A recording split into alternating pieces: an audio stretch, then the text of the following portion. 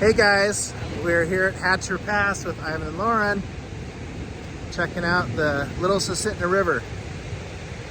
Come take a look with us. Just look at this roaring river. This is all mountain water coming out of the mountains here.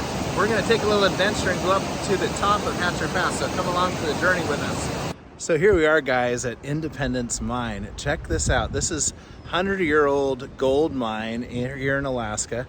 And we're up in this area called Hatcher Pass, and it's way up in the mountains up above the city of Wasilla. And you can see behind me there's some bunk houses where the miners actually would live in here in the winter, and in the summer working underground in the deep gold mines. That's another bunkhouse there. And this is kind of a park now, so it's a state park that you can come visit and you can look around and explore everything. They have interpretive signs about all the buildings.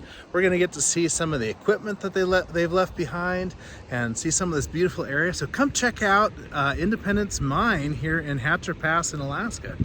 Just look down here towards the valley. You got the town of Palmer and Wasilla, Alaska down there. And that's the Matanuska River going out toward the ocean. And that's where most of the people live down in this area. And then way up here in the mountains, we're about 3,250 feet. We've got this mine area. And you can see the ruins of the mining area. Way up on the mountain here, we have one of the mine entrance. That's called the South Portal. And there's tailings from the mine down there. Those are tailings there. That's where they would dump the rock out of the mine. And this whole mountain has tunnels lacing underneath it. All these ruins are basically the processing facilities where they would take the gold ore and they would smash it, amalgamate it, refine it as it went down the mountain by gravity through various machines here. And you can see the water that provided a lot of the motive power, but we also had big diesel generators. Here we have some fuel storage, and they've made little rails to be able to move the diesel barrels along the tracks. And then here's a massive diesel generator. So the diesel engine here says Imperial Diesel Engine Company. Got your electronic controls. This is 100 years old, guys. Got your diesel filters here, and then your big drive system that runs this 450 amp generator. So this is an electrical generator to make power. They also had power takeoffs where they could run here a PTO, power takeoff belt. And I believe it was either an engine or it could be an air compressor. I think it may have been an air compressor because they used a lot of compressed air to run their drill bits. And so you can see some of this equipment here. And then these are actually drill bits laying on the ground here. So see this right here? These are pneumatic drill bits that they use to drill into the rock to do the gold mining. Have you ever seen an engine this big? Well, if you've not been in a locomotive or a ship, I bet you haven't. So let's go take a look at some of this abandoned structure up here. So try to imagine the extremely loud noise of these roller mills that were crushing the gold ore, turning it into a powder, where chemicals down here would amalgamate it and refine it.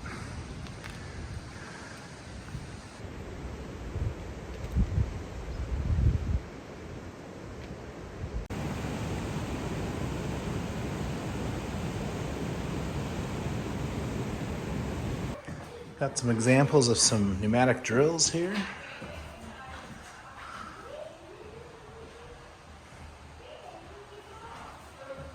There's the drill bits we were looking at before. Hard work holding onto those things. This is an Assayer's furnace where they would heat the ore up and refine it and see what kind of gold content they were dealing with. So this place is kind of like a living museum. This is the Assayer's office where they would do all the refining and analysis of the ore they're bringing out of these mountains.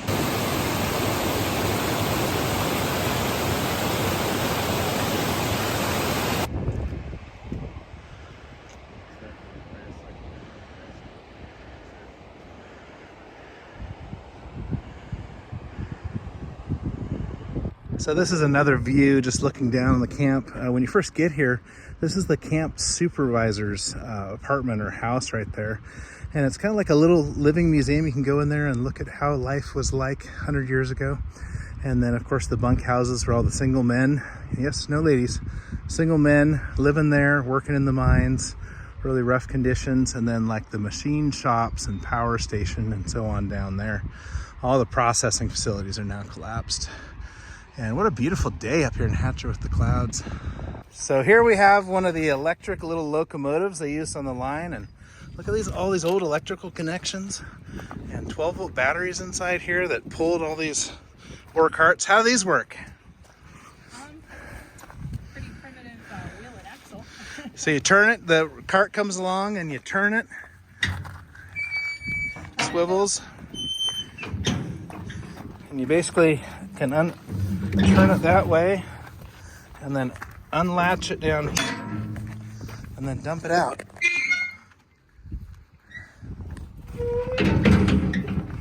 Then you got to put it back.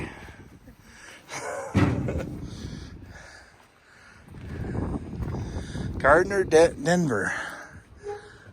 So there's the actual electric drive unit, and then there's a battery pack right down here. So you got all your batteries. It's your power, so you don't have any fumes in the mine. And I assume they had some kind of mechanism to dump these. So this is one of their side dumpers, and then this one is actually a little loader here. So that's a little scoop where they would load up the ore. Some kind of a chain drive system here, and then how they dump it out the side there. So here's the railroad line that goes all the way into the cave.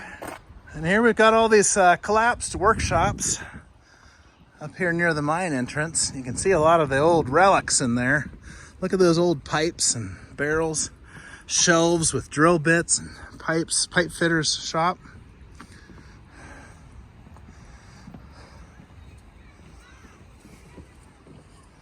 And this little rail truck is actually designed to be played on.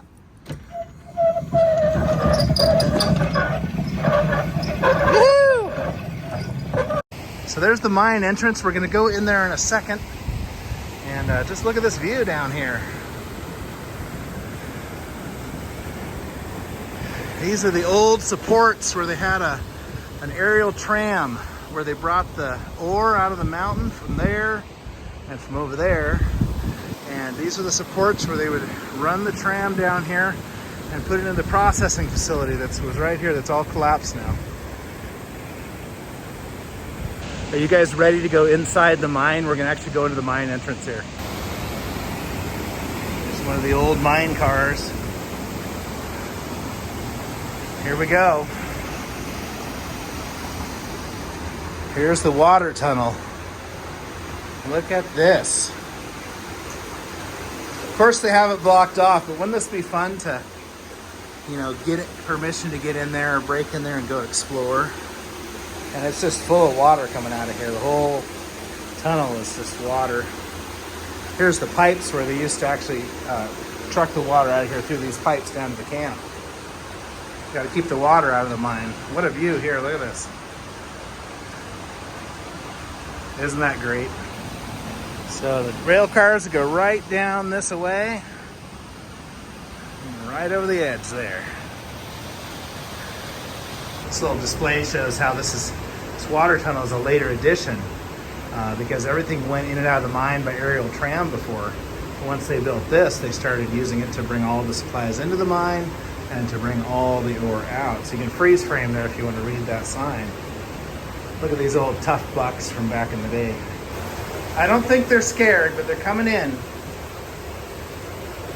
So you can still see the compressed air lines that they use for the drilling. They go up to the mine entrance. There's another mine entrance right up here. Of course, a big pile of tailings there where they would dump out the used rock. So don't forget when you guys are in this area, I mean, look at these trails. There are just trails everywhere. You can go way beyond the mining area. And this is Tundra, so you can just hike out here on the trails, go exploring in these mountains or valleys, beautiful streams. Just really enjoy getting out here in nature. Take a look, guys, right on the top of this rock right here. There's a little bird. It just ducked away and out of sight. And that is a little bird that's kind of rare to see. You have to be at a very pristine area. They only like very clear, wild streams. And they actually hold on to the rocks and will walk underwater underneath the stream. Very waterproof feathers.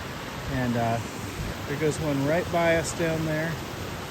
And you only see those in the very wild and pristine places of Alaska, so that's kind of a treat.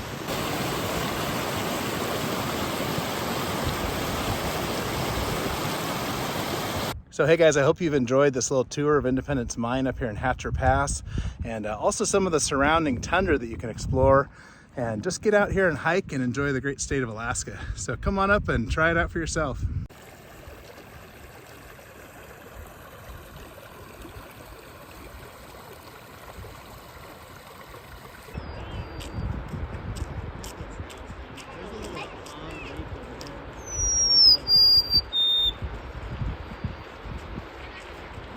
I'm gonna have him on high alert for the next week.